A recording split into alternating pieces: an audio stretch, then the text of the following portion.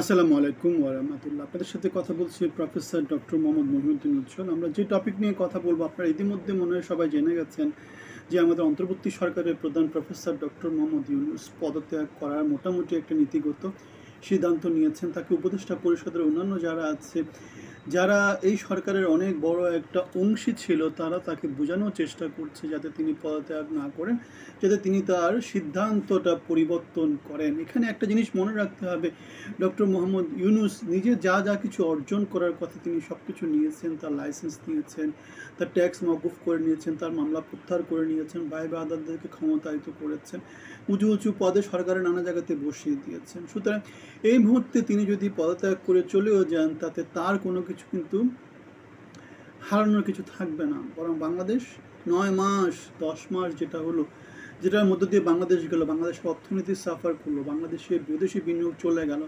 বাংলাদেশের জিডিপি কমতে কমতে 60% কমে গেল, সেই জিনিসপত্রগুলো সাফার করবে।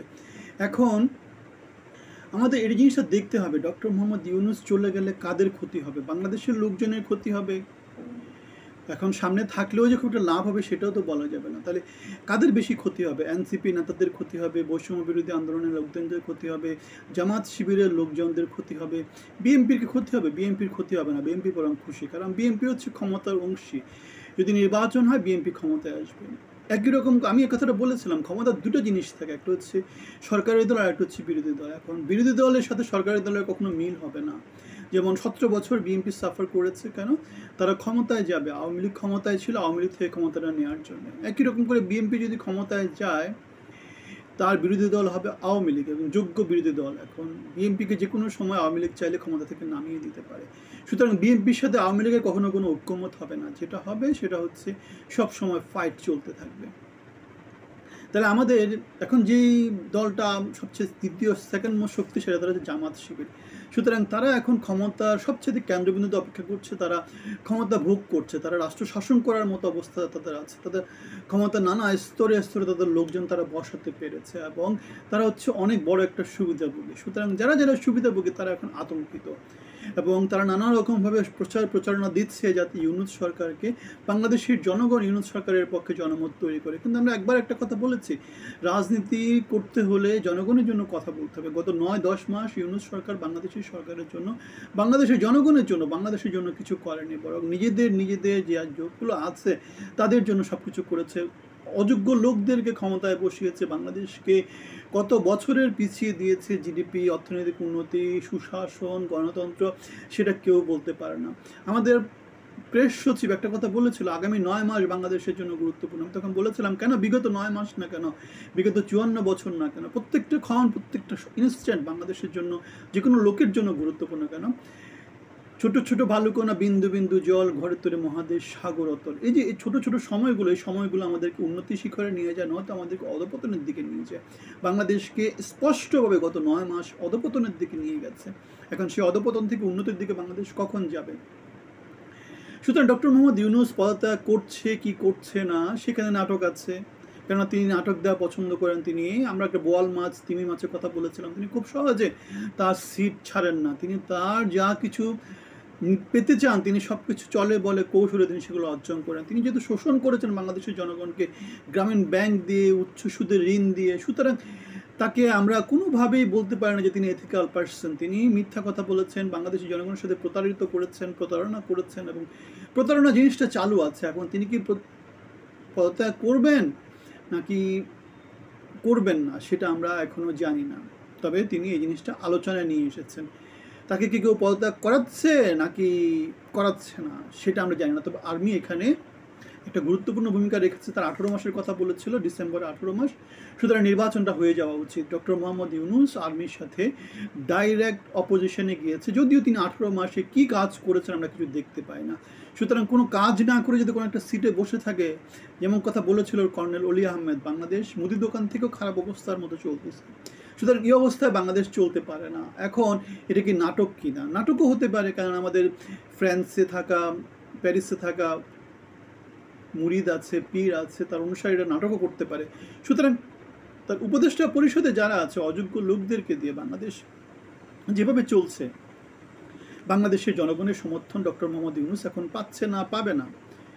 কারণ পাওয়ার কথা না, গত 10 মাসে কিছু হয়নি, এভাবে তো চলে না।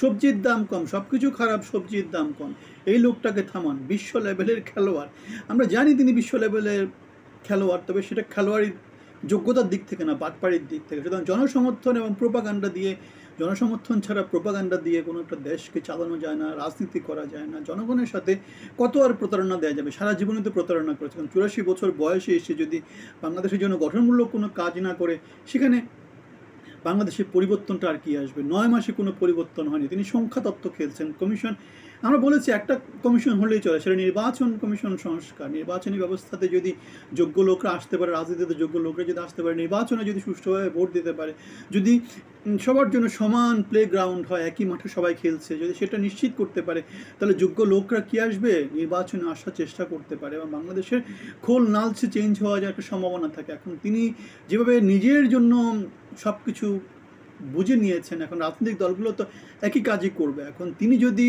কোনো একটা উদাহরণ তৈরি করতে না পারেন, তাহলে অন্য কেউ তাকে কেন ফলো করবে? আমি এই কথাটা অনেক আগে বলেছিলাম হযরত মুহাম্মদ সাল্লাল্লাহু আলাইহি ওয়াসাল্লাম একটা উদাহরণ দিয়ে।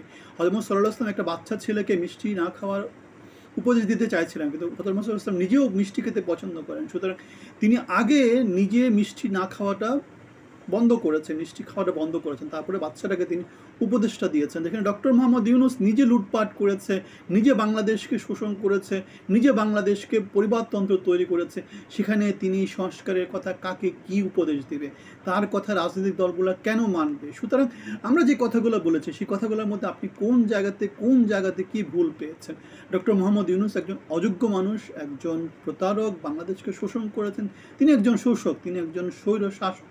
তিনি বাংলাদেশকে মেধা যোগ্যতা দিয়ে পরিচালনা করেননি, তিনি ভাই ব্রাদার কেন্দ্রিক একটা লুটেরা কেন্দ্রিক নতুন শাসনতন্ত্র তৈরি করেছেন। আমরা এই কথাগুলো বলে আসছি গত 9 মাস ধরে, কারণ আমরা এই সরকারের ভিতর বাহিরে দেখে আসছি। আমরা জুলাই অভ্যুত্থানে ছিলাম, আমরা বিএনপি 17 বছরের গণতান্ত্রিক আন্দোলনে ছিলাম, আমরা গত সরকারের বিরুদ্ধে কথা বলতে গিয়ে 5 বছর আগে চাকরি হারিয়েছিলাম। আমরা এগুলো প্রত্যেকটা ঘটনার ভিতর দিয়ে আমরা গিয়েছি।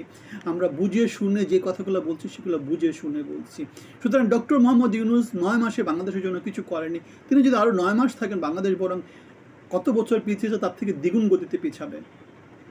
ছুরু ডাইপার তাইপার দিয়ে তিনি যেভাবে চালাচ্ছেন, সেটা হচ্ছে বাংলাদেশের নতুন একটা বৈষম্য। আমরা সেটা বলেছি, বর্তমানে বাংলাদেশের সমাজে লক্ষ গুণে বেশি স্বৈরতন্ত্র চলতেছে, লক্ষ গুণে বেশি বৈষম্য চলতেছে, সেটার একটা হিসাবও আমরা দিয়েছিলাম। সুতরাং রাজনৈতিক সরকার, সেটা আওয়ামী লীগ হোক, বিএনপি হোক, যেই আসুক, তারা আসলে বাংলাদেশে এখন যে বৈষম্য চলছে, এই বৈষম্য চলবে না, এরকম অপশাসন চলবে না। কেন তাদের সাপোর্টার বেজ কম করে 6 থেকে 8 কোটি আসবে। ডক্টর মোহাম্মদ ইউনূসের সেটা আছে 5 থেকে 6 হাজার। সুতরাং একটা লুটেরাতন্ত্র তৈরি হয়েছে, একটা পরিবারতন্ত্র তৈরি হয়েছে, যেটা থেকে বাংলাদেশের মুক্তি পাওয়া এখন সময়ের দাবি। গণতান্ত্রিক পথে হোক, সংস্কারের পথে হোক, ঐক্যমতের পথে হোক, নতুন একটা উপদেষ্টা পরিষদ তৈরি করার মধ্য দিয়ে হোক, বাংলাদেশকে গণতন্ত্রের পথে উত্তরণের চেষ্টা বাংলাদেশকে করতেই হবে। সেটা বাংলাদেশের সেনাবাহিনী হোক, বাংলাদেশের সুশীল সমাজ হোক। ডক্টর মোহাম্মদ ইউনূস এই ব্যাপারে গত 9 মাসে তিনি তার অযোগ্যতার চূড়ান্ত প্রমাণ দিয়েছেন। আমরা একটা ব্যানারে কথা বলি, যারা জনগণের বাংলাদেশ, মানবিক বাংলাদেশ, আমাদের সাথে ইনক্লুড হওয়ার চেষ্টা করবেন।